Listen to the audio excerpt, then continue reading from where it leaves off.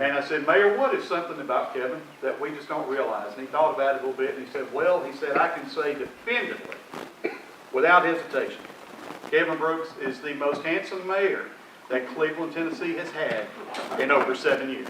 Ladies and gentlemen, give a warm applause to Mayor Kevin Brooks.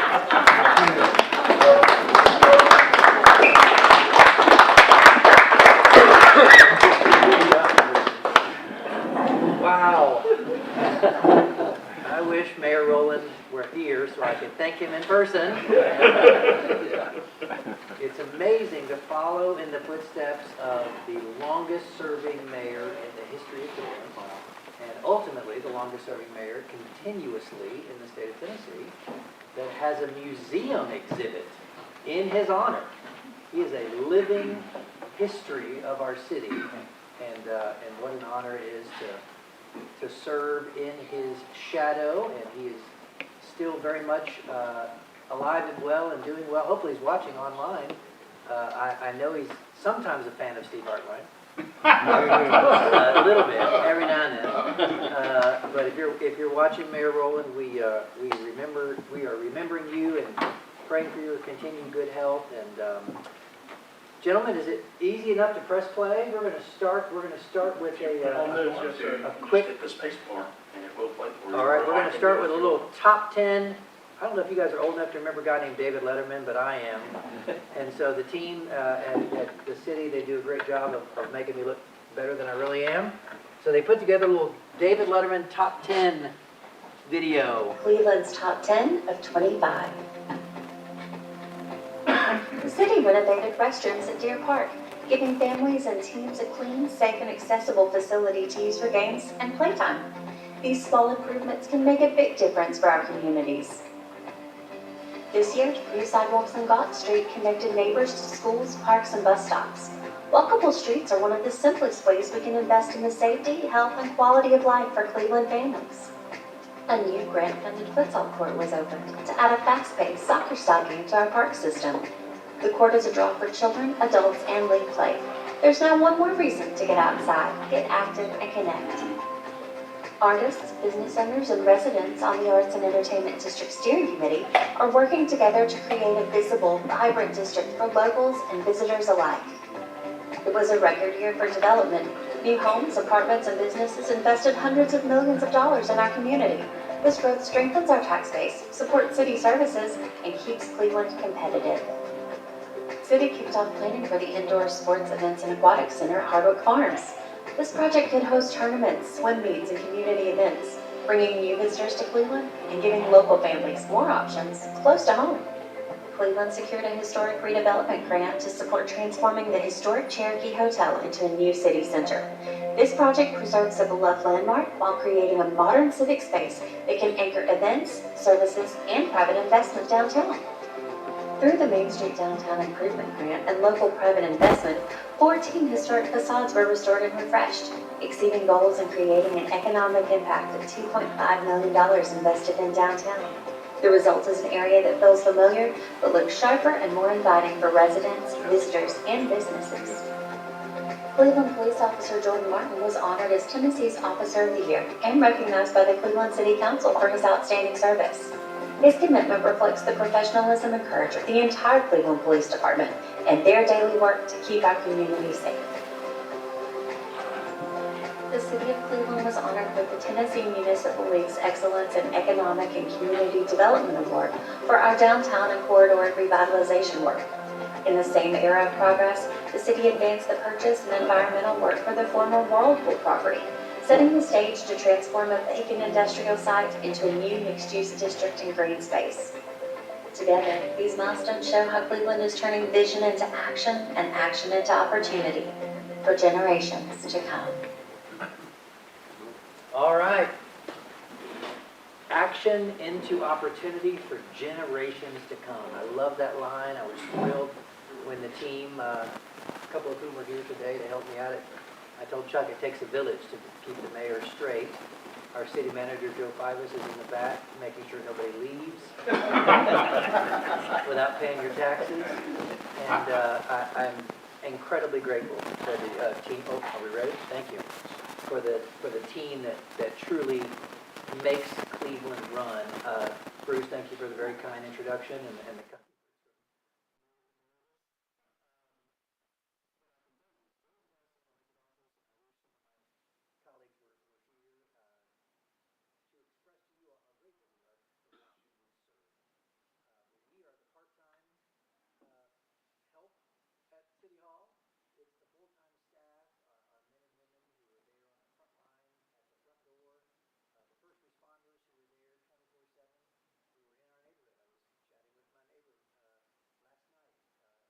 midnight. And it's just incredible how our city and the team and the staff, 24 hours a day, constantly committed to making sure Cleveland is the best it could possibly be, and more importantly, making sure that for the generations to come, as they said in the video. That's a great segue into my appreciation for Kiwanis and what you do, not just in this room, the men and women in this room, but all across our community, especially for the children. I'm just thrilled to hear about the public speaking. I do a lot of public speaking, and if you'll take an honorary Kiwanian, I'll show up and judge with you.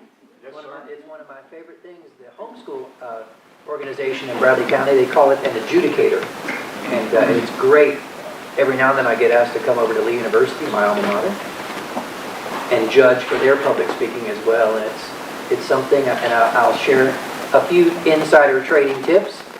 Dan Howell was my public speaking professor at Lee College. It was Lee College back then, and he doesn't like me to say that because it ages both of us. But I not only call him representative, but I call him professor. And some of my friends, we were all in that class together, and a couple of us still are involved in public speaking. It is an honor to be able to present to you all my 7th State of the Union. This is completing my 7th year of service, and I am incredibly excited about the future going forward. I mentioned the team. There are many of them represented in this photo. How many people remember, I know this group does because it was right next door, we had a little street called Inman Street closed for just a little bit. And it was very, very popular to talk about, and it got a lot of Facebook attention, and my staff did a great job of keeping those comments away from me. I wouldn't jump off the roof at City Hall, but that turned out to be an award-winning project. The Inman Street Johnston Park renovation was awarded by the Tennessee Municipal League as the Award of Excellence. Now there's 316 cities that qualify, and out of 300 plus, we were the winner, and I was so proud, thrilled that the team got to join us in Chattanooga to receive that from the mayor of Gallatin, my friend Paige Brown, but there's quite a few members of the team and the council that were there to accept that award. The reason we were able to have that award-winning project completed under budget, which is unbelievably rare, and on time, which is also rare.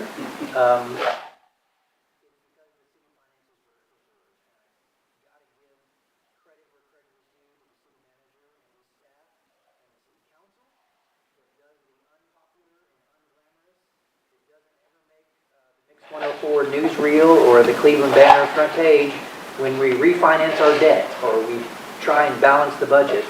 But I'm telling you, it's probably one of the most important things that your city can do is to keep our financial house in order, and that's exactly what we've been doing. Because the finances are in order, and because of your generosity in paying your taxes, we've been able to create and fund a new future indoor sports event center and aquatic center. Thankfully, after much discussion, the potential of the Mouse Creek Road widening project, a brand new elementary school for the north side of town, a transitional housing center where we're going to partner with the county. If any of you have ever visited our emergency shelter on Wildwood, it was too small 20 years ago. And I'm so thankful that our friends at the county, my friend, Mayor Davis, we are committed to partnering together and pooling our resources and building something that is going to serve the next generation of Clevelanders for a long time. We mentioned a few moments ago the police and fire that serve our city 24 hours a day. I'm incredibly grateful that our police department continues to be in the top 1% of the CALEA accredited agencies. Less than 1% achieve that, and only 5% nationwide are CALEA certified. So we are in the top 5 and the top 1% of all police departments, and I'm incredibly very proud of them. Your generosity and investment in our city has allowed us to deploy 12 new public safety cameras, as well as a new intelligence unit. There is a great room that these guys are very familiar with. If you can see it at the police center, it's 360 degrees floor-to-ceiling television screens, and it's called the Aware Center, and the 116 cameras on the Greenway and the 12 cameras, 2 at each exit, 20, 25, and 27, are now monitoring the license plate readers. And I can tell you, 12 hours after we turn the system on, 12 hours, a person with a wanted felony on him, a warrant, pulled off at exit 25 to get gas. It immediately alerts the 911 center, which happens to be also at exit 25, and immediately notify Cleveland Police Department, and that person was apprehended successfully and is not causing us danger. I think it's so important that we keep the next generation of our Cleveland families safe. Cliff and the folks at Cleveland City Schools knows that there was an incident at the Greenway Park in the parking lot. They thought they had a description. They put something in the Aware system, and the next time that gentleman was in Cleveland, Tennessee, he was apprehended, keeping our children safe. And so I'm incredibly proud. This is Officer Jordan Martin. He's the Tennessee Association of Chiefs of Police Officer of the Year. So not only was he awarded that plaque with the 2 chiefs there, but he was also part of the duo with he and Officer Daniel Schwartzer that were recipients of the Life Saving Award. You might have remembered the news story. They jumped into a swollen creek to save a mom and a child out of a car that had been submerged. The irony of that story, which I didn't know until after it already happened, was that was not in the city limits. They were outside the city, way out in the county, heard the call, were close, and dove in the river to save those people, and I couldn't be more proud of Jordan and Daniel, and they deserve the recognition that they're getting. The fire department continues to be in the top 3% of fire departments with an ISO rating of 2. Again, your support and generosity to the city has allowed us to purchase a new engine for Station 5. That's the one out beside Candy's Creek in that area, and the new growth and the new parks in the area are just beautiful. This year, just for folks keeping track, was on pace for the 4th busiest year in the history of Cleveland for our fire department. 4,000 service calls, each firefighter logging 224 hours of training, 4,500 fire inspections, 67 public education events, and 8,000 face-to-face contacts from our Cleveland Fire Department, including Jackson's birthday, which is always important that we can show the next generation. I mentioned Mouse Creek and some other important investments that the city is undertaking. This infrastructure program, we are now in the year 3 of the largest infrastructure rehabilitation program in the history of our city. $138 million is being invested. New sidewalks, new sewer systems, new enlargements of places like the Mouse Creek Road intersection, the wonderfully completed Highway 60 project for all my friends that live in Lenox Hills and all those subdivisions. It was uncomfortable for a minute, but my. It is so wonderful. My granddaughter goes to Cleveland Middle, and I smile every time I pick her up and drop her off. The Candy's Creek Greenway project, the Peerless Road intersection improvements, as was mentioned earlier in the video, the Gaunt Street sidewalks, the Central Avenue sidewalk projects. We have negotiated for right-of-way, finally, for the Candy's Creek Greenway, which you and I remember for the young people in the room, the Rolling Hills Golf Course. That's the Candy's Creek Greenway area. We've now negotiated for right-of-way for that to connect under the interstate and connect all the way over, hopefully, to Fletcher Park. So if you can imagine parking at Tennessee Nursery Road, Fletcher Park, and being able to use the Greenway system to go under the interstate, cross Candy's Creek, and we hope eventually connect to Cleveland Middle School, Candies Creek Elementary, Cherokee Elementary, and wouldn't it be wonderful to keep going all the way to our partners at Hopewell Elementary and connect 3 schools, 2 parks, and a partridge in a pear tree. The 3rd Street Bridge development we'll talk about in a little bit, but it is going to be a game changer for downtown, and I can't wait for us to get to that slide. Industry continues to be growing at an incredible pace. We recently had and celebrated the SK Food Group grand opening. Just for people who don't know about SK Foods, they are one of the largest breakfast sandwich producers in North America. This is their largest plant in North America. They have 5, and it got down to 2 cities of choice between Greenville, South Carolina, and Cleveland, Tennessee, and they chose Cleveland because of our quality of life, the parks, the greenways, and what the benefits their employees would enjoy if they moved here. I'm told that when they ramp up to full production, they will produce 400,000 breakfast sandwiches a week. You can imagine. We continue to maintain an incredibly low unemployment rate, below 3.5%. Increase in labor force is up 1.25%. Cleveland is now the 3rd best city in Tennessee. I happen to think we're 1st, but the report says 3rd. We now have 10 Fortune 500 companies, and Mayor Davis and I are pleased to report that the combined gross domestic product of Bradley County is now $5.73 billion a year, produced right here in our little hometown. Since 2018, since I took over from Mayor Rowland, 2,640 jobs have been created, with total investments locally of over $1.1 billion. I am so thankful to be a part of that team. As I mentioned, quality of life in the parks is soon to be opening Jim Sharp Park. I know you guys driving down Candies Creek see a lot of people playing in the park. If you look closely, the yellow tape is still up. We're hoping to have that grand opening very soon. But when you have a beautiful weather like we did last week, when it's 70 degrees on New Year's Day, it's hard to keep those kids out of there. And we'll have a grand opening very soon. Tinsley, from my pickleball consortium up here at the front. We were talking about the YMCA a minute ago. All of that is going to be done very soon. Oop, did I do that, gentlemen? I may have. We had a blink. Oh, there we go. We're back. We're live.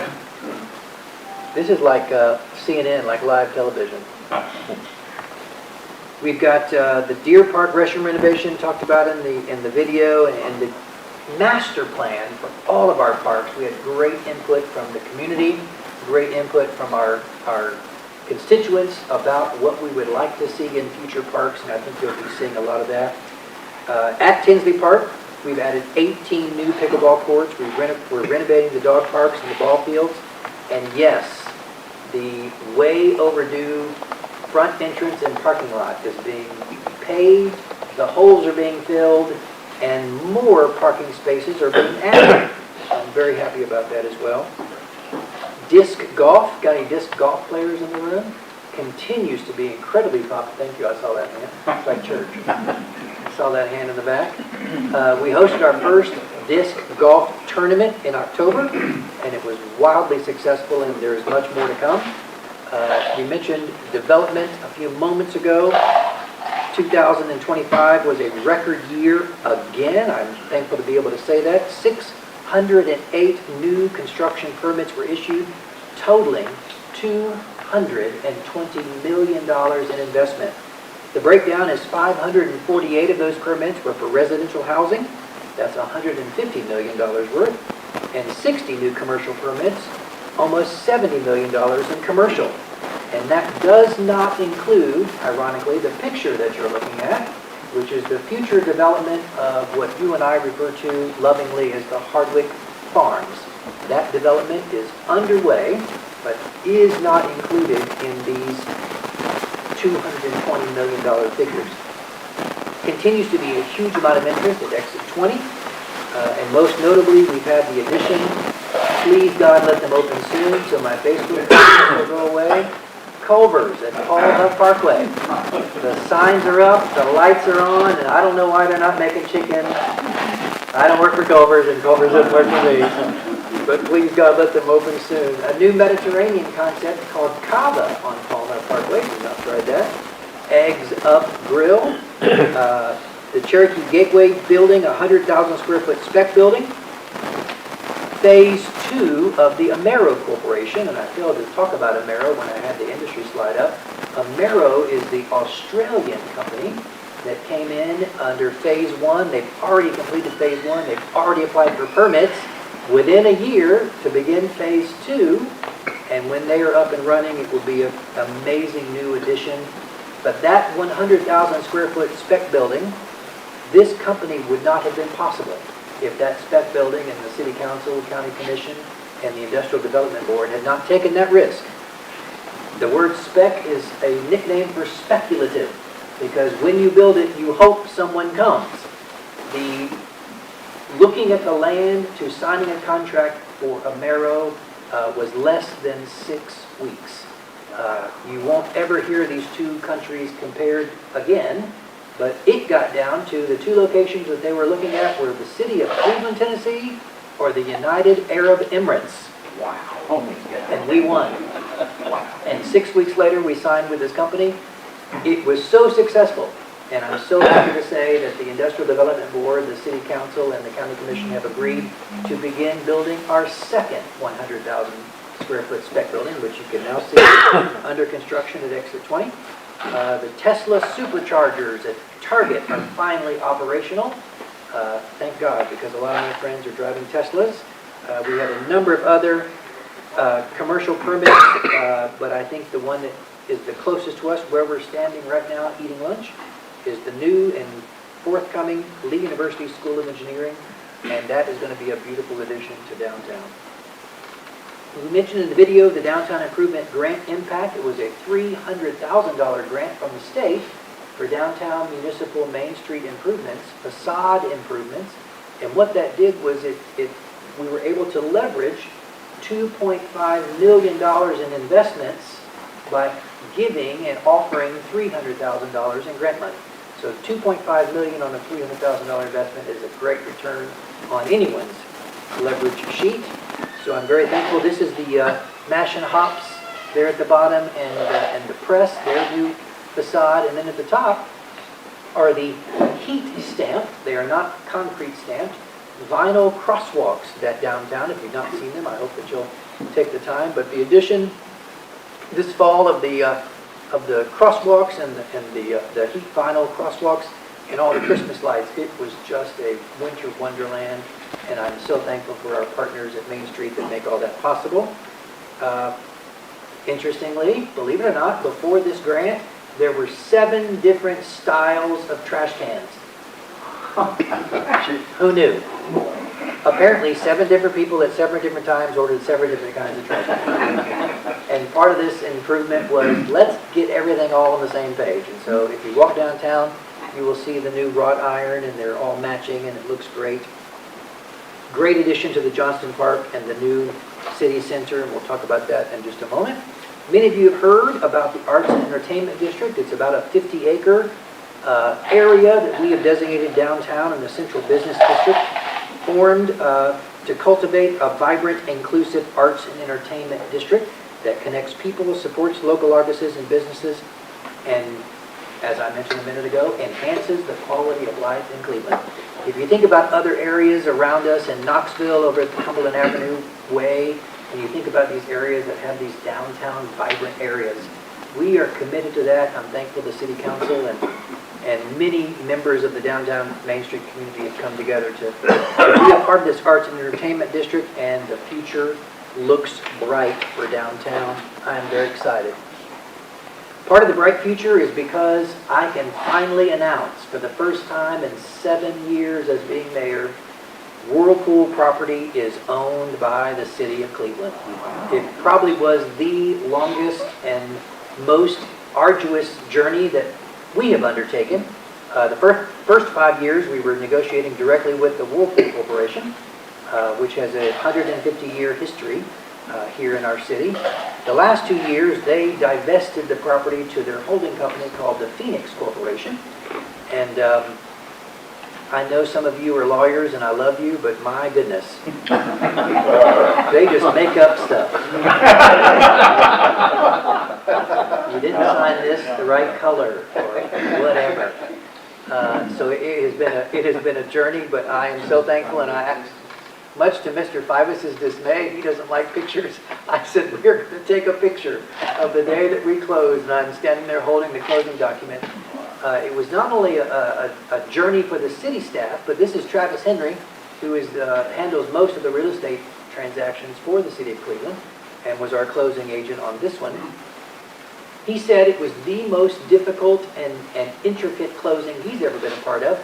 He had to trace deeds back to the 1800s for the Dixie Foundry Corporation, and actually uncovered things, deeds that had not been transferred, lot lines that had not been changed or updated, and it took many, many months of his work just to get the paperwork straight so that we could accurately and appropriately acquire the land. It's got to be right or it doesn't work. And so it was just an amazing, I actually invited Travis to put together a presentation. I think that would be an amazing Kiwanis or museum discussion about the life and times going all the way back to Dixie Foundry. What year was that date again? He said 1800s. So Okay. I want to say, and Joe is here, 1880s to be exact, 1880s. So that's just after the Civil War, 1864. You can think about that. The 3rd Street project I talked about, wow, how exciting this is going to be. And if you see where this green area is at the bottom, that's where the new 3rd Street flyover bridge is going to end and deposit. And guess what that land is? It's the slide right before. That's the Whirlpool property. So you can see that this project and the completion of this project literally was dependent upon the ability for us to have that land where we could deposit the bridge. Has anybody heard about a bridge downtown they keep running into? Yeah, it is the best built bridge in the country. I will say this, Norfolk Southern, by law, has to inspect it every time there's a collision, because their trains, it is still active railway. And they continue to say, nothing apparently can harm that bridge. Clearly, the lasers that TDOT has put in, the flashing lights that the city has put in, I don't know what else to do. If your truck is too tall, don't try it. But people are trying it. So what is the solution? We call it Inman Street, but the state calls that Highway 64. And so that's a state road. It's actually also federal Highway 74, as well as the train rail yard is owned by Norfolk Southern. So the state owns the road, Norfolk Southern owns the bridge. They won't let us lower the road, and Norfolk Southern won't let us raise the bridge. So what do? I am so thankful that the team, led by our city manager, Joe Fivas, came up with an idea for the 3rd Street flyover bridge. If you think about Starbucks, which I don't know if this pointer will work on a television, but at the very top of that road, the road that snakes through, that's the Starbucks intersection at the old Village Green. And if you come down past what I call the Clark Music Building and behind Larry's Car Wash over to 3rd Street, and you begin to think about a truck route that would go and right about where the old woolen mill is, start elevating and going over the train track, and then diverting all truck traffic, and I mean all truck traffic, would now be off of Inman and onto 3rd Street. And instead of trying to go under the bridge, we will, as we should have been all the time, go over the bridge. The state TDOT loved this plan and gave it an immediate green light. Amazingly, the federal administration, highway administration, liked the plan so much they awarded us a grant of $35 million to begin designing and planning the bridge. We have already received that money. Wow. Yesterday, the MPO, the Metropolitan Planning Organization, that Mayor Davis and I serve on, voted to continue asking the federal agencies, since you gave us $35 million for the bridge, we now need $25 million for the connector roads to get to the bridge. This has now spanned 2 different administrations, and there was some concern. Is the bridge funding safe? I was very grateful to be told by our partners in Washington, railroad crossing grants and railroad crossing elimination funds are not determined by party. Trains are not Republican or Democrat. Thank goodness. So we have the funding of $35 million. It is safe. It is not going anywhere. And we are now asking the new administration to continue this process and progress. And we've been given great encouragement to begin this and continue it. So 35 million of it is in the bank. 25 million of it is being asked for now. We have projected it to be about a $70 to $75 million project. The word game changer gets used too often, but it's the only word I can think of for this project. I think downtown, this will be a game changer, and I can't wait for it to be a part of it going forward. Other things looking forward, this is the projected new indoor sports events and aquatic center, which is, we hope, going towards the Hardwick Farm area. The developer has already agreed to give us the land to build this on the north side. I've already had a lot of questions. This has already been appeared on the internet and in the banner. The questions are, why on the north side? Well, if you think about the traveling teams, my children were both on AAU, traveling soccer teams, traveling dance teams. All those families, where are they going to stay? They're going to stay in the area where the hotels are.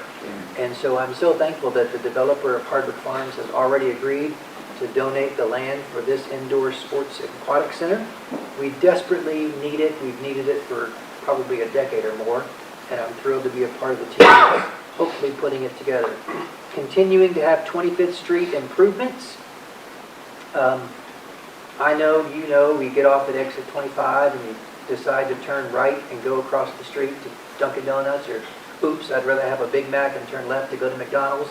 Those cut-throughs are some of the most dangerous, take your life in your own hand spots. TDOT agrees with us, and so they're going to pay to have the entire 25th Street improved with the J-turns. And I think once you start seeing that, much like their project Highway 60, it was a little inconvenient for a few minutes, but once it's done, I think it's going to make one of our largest and most traveled areas of town much, much safer. Continuing to work on Paul Huff. We fixed the Mouse Creek and Peerless intersections. We're now going to work, my friend, the Vice President of everything, Dr. Squires, we're going to fix the Atkinson intersection. I knew he would be very happy about that. And then we're going to go eastbound and go all the way to the Michigan Avenue side, and that's one of the things that I'm most excited about. I think it's on this next slide that talks about things going forward. Thank goodness, thank God Almighty, the Michigan Avenue Menace Road widening. This is something that I tell people all the time because I get so many questions about this, and I begin by saying what the kids say, I hear you.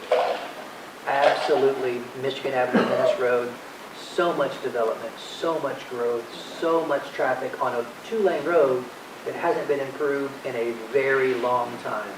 But I like to remind my friends and neighbors that has only been a city road for a very short time. It has been a county road. The right-of-ways and the easements, the most expensive part of what we do at the city and improving our infrastructure is buying the right-of-way. It is shocking how much people think 3 feet of their driveway or ditch is worth. I've bought some of the most expensive ditches if you have ever seen Gaunt Street, Central Avenue. But it's America, and that is your property. So we've got to come up with an agreeable price that the city is not out of bounds in paying. It's got to be somewhere near the appraisal, a few percentage points up or down from the appraisal price. And that's one of the most difficult things. If you think about Michigan Avenue, next time you drive up to Michigan Avenue, you run over to that Mexican restaurant or you stop at that Dollar General, look at the telephone poles. Look at where the telephone poles are. That's the line. That's where the easements go. And if you realize some of those poles literally are touching the asphalt of the street. So there's very little room for improvement. So we've got to You've got a lot of work to do. I'm so thankful that our full-time city manager and his team get paid a lot of money to figure that out. Jetport hangar expansion. I wish Keith were here to talk about the incredible advancements of the jetport. He asked for 10 new jetport hangars, which were approved, but we could use 20. If you have a plane, which some of you do, and you wanted a hangar, there is a 2-year waiting list of people who have paid in full to have an airport hangar. As things continue to get condensed at the Chattanooga Airport, we are seeing more and more of the smaller aircraft and not so small aircraft. We've had 2 major corporate hangars built. We have 2 more under construction right now, so it continues to be an incredible growth wave at the airport. I'm thrilled that the new budget includes these new hangars. The paving of Paul Huff Parkway, a lot of my friends at First Baptist said, "Why'd you stop?" It's because the money stopped. That's why we stopped. We were actually supposed to stop at North Lee. It was only going to be Paul Huff to North Lee. So imagine where the new paving is now. It was supposed to stop at Olive Garden. And we went all the way almost to Zaxby's.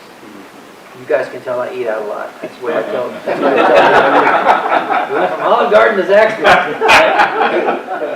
But I can tell you that the plan to go ahead and continue that all the way over past Urbane, all the way to Michigan Avenue is in the works, and I look forward to that. Great Greenway Phase 6. That's the Starbucks connector. Much of our Greenway downtown, you go under the streets at 17th at 20th. That's the same plan for the Starbucks connector, to start on the side where the Greenway ends right now, right past Willow, and then go under in the street and then come up on the Starbucks side. And if you remember back to that slide, think about if that Greenway were able to run concurrently with that entire 3rd Street. That is one of our plans, is to take that Greenway, and then you would be able to connect safely on a Greenway from Starbucks all the way to the old Woolman Mill. Again, pedestrian friendly, walking dogs. I think it's a great plan. And then I did this one out of order, but moving the Welcome to Cleveland sign. I get more anecdotal, friendly but not so friendly comments. A little jab every now and then when people get off at exit 25 and they say, "Brooks, you put the sign in the wrong place." It's not Welcome to Cleveland, it's Welcome to the Wall, and then way over there is Welcome to Cleveland. Good news is the mayor doesn't put signs up. It's not part of the job description. However, the mayor does get blamed when the sign is put in the wrong place.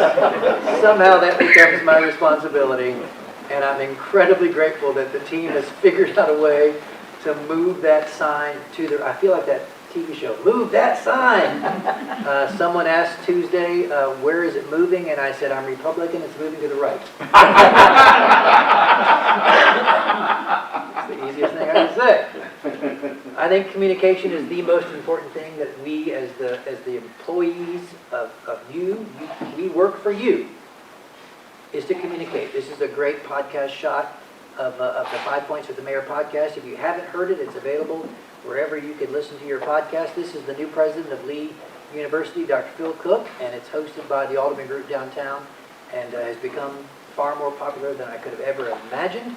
We've got YouTube channels. Every member of the council is making YouTube videos, and do me a favor and reach out on all of these channels that are listed here and be in connection, be in communication with us. It is the most important part of my job, is to hear from you, our customers, and make sure that we are fulfilling what it is that you all need. Every now and then, Mr. Ramsey, I hope doesn't mind me saying this, I'll walk into Simply Brew Coffee and they have a Thursday morning coffee chat, or at least they used to, I think before the new year.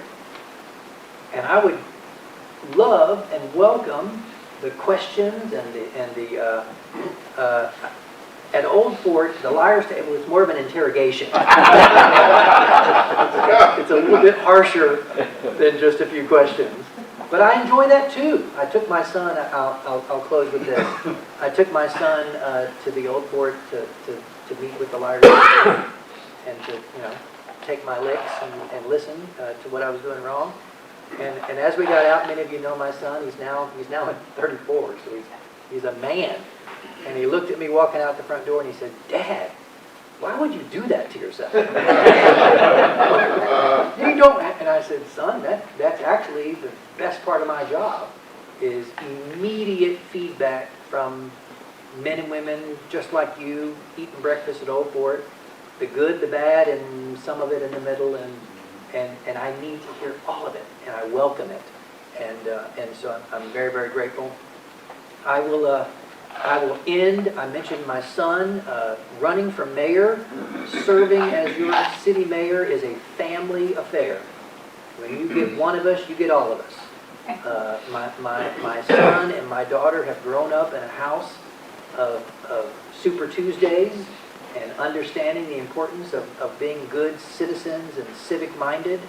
My wife, the most patient woman on the planet, Bruce asked where she was. He said he came today to see Kim. Yes. She wishes she could be here. She's not able to be with all of my speeches, but she does love to be here when she can. But my family, we have agreed to ask our friends and neighbors tomorrow, in fact, to pick up papers to run for re-election for the city of Cleveland mayor one more time. And I hope that I can count on your support, and pray the election commission opens tomorrow so that I can make it official.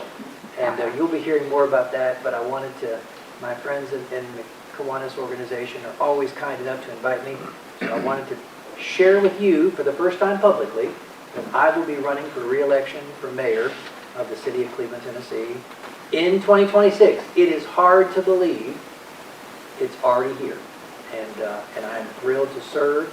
I think that's what makes it hard to believe. It doesn't seem possible that I've been doing this for almost 8 years, because it's so much of a joy to serve. I don't count it at all a cost. I count it a privilege. And so it has been my privilege to serve you for 2 terms. I hope to serve you for at least 1 more. And my family asks for your prayers as we begin this journey for re-election. And I've got a few minutes left. Chuck, is it okay if I ask for questions? Sure. All right. And Bob, please tell Judge Donaghy, please tell her thank you for the great work she's doing. I saw the article in the newspaper. Yes. First thing I did was, I want to know what judge that was. And I wasn't surprised. So please tell Judge Donaghy, Thank you for thank you for her positive service. comment. And You might want to explain what that judgment was. so the 10th District, District Attorney, 10th Judicial District reported to the news yesterday that the most strict, longest sentence in history was done in the 10th Judicial District by our local judge, Sandra Donaghy. It was a horrific crime. The punishment fits the crime. And again, for us political, I'm a history major from Lee College. And I'm that guy that reads every page, Alan, of the Cleveland Daily Banner. From the front to the back, I read every obituary in case I know them, or I need to know them. I read every ad, I read everything. And when I saw it, the first thing I did was look to see which judge it was. I was so proud of our district, but most of all, I'm proud that my friend Sandra did the right thing. Thank you. I'll pass that on. Keep up the good work. Any other questions? Yes, sir, Coach. One quick one is, Charlie's going to be at Raising Cane's. You're my kind of guy. It's a restaurant question. Restaurants. And yes, O'Charlie's is being, was purchased, the land was purchased, and they're demolishing O'Charlie's to build the new Raising Cane's chicken. And next door, is the next door official, Joe? Can I say it? It's another restaurant. It's another restaurant. Coming soon. Starting time for the Hardwick project. So, great question. We actually we met last week with the Industrial Development Board, our partners at the county and my colleagues at the city, asking them to allow us to create a brand new for Cleveland, but a tool for Tennessee that the state of Tennessee gives us called TIF, Tax Incremental Financing. And we are creating the first TIF district in Cleveland, Tennessee. We propose to be the Hardwick Farm. TIF incremental financing means right now, if we're downtown and we bought meatloaf here at the Elks Lodge, or cheeseburgers at the new cheeseburger restaurant on Inman, or tires at Firestone, Those tax dollars go into the general fund. A TIF district allows if a cheeseburger or a tire or a hotel room is booked in that area, those taxes stay exclusively in that zone. We have to get permission from the state, which we did. We've got to get local industrial development board to approve it, which they did. City and county now have to both equally approve it. And we added the city of Charleston because we believe the city of Charleston is also soon going to be in the position to invite development of that site. Tremendous amount of developable land on the north side of Bradley County. And I think the future is very bright. We've got to get our ducks in a row. I would say 26 we'll get all the paperwork done, possibly begin 27.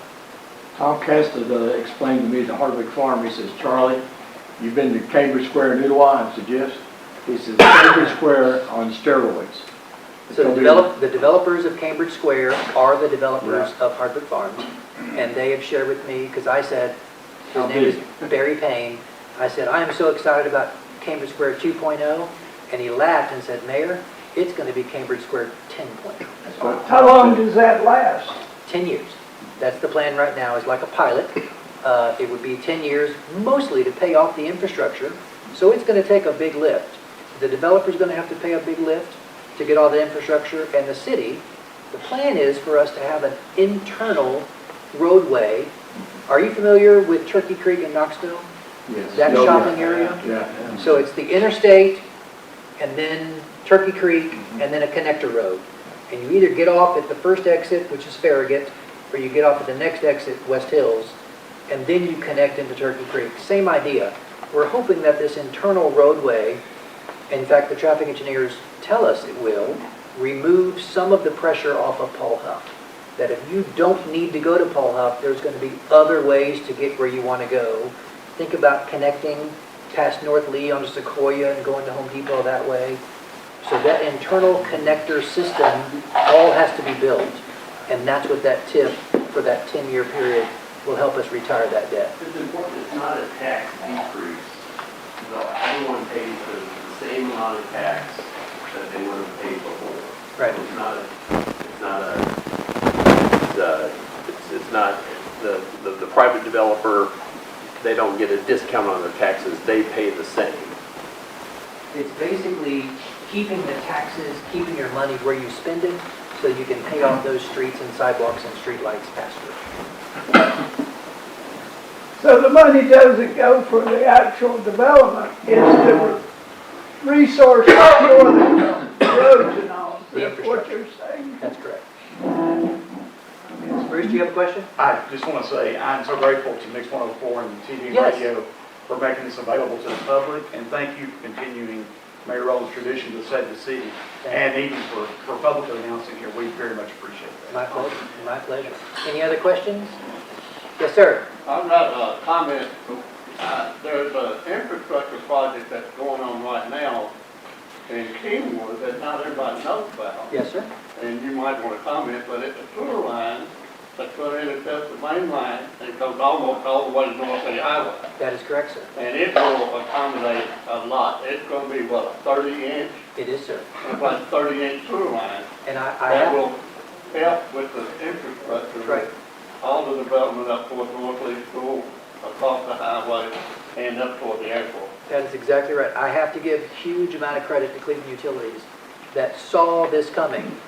So we know now who the developer is of Hardwick Farms. We didn't for many, many years. We knew something was going to happen eventually. Cleveland Utilities took it upon themselves to make those investments on those 30-inch mains because even without Hardwick Farms, there's a new subdivision, RP Homes at Sequoia. There's a bunch of new subdivisions on up North Lee. The subdivision that I live in is only 5 years old, in Grove at the Park. My neighbor is here.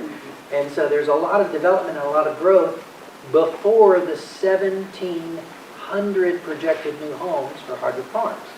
So we And there's knew. more for up around North Lee Right. School. So I'm very thankful that our partners at Cleveland Utilities saw that coming and went ahead and started investing early. Let's don't wait till it gets here. Let's start now preparing for the future. And the future for Cleveland looks very bright. Thanks, everybody, for Kevin, thank being you. here.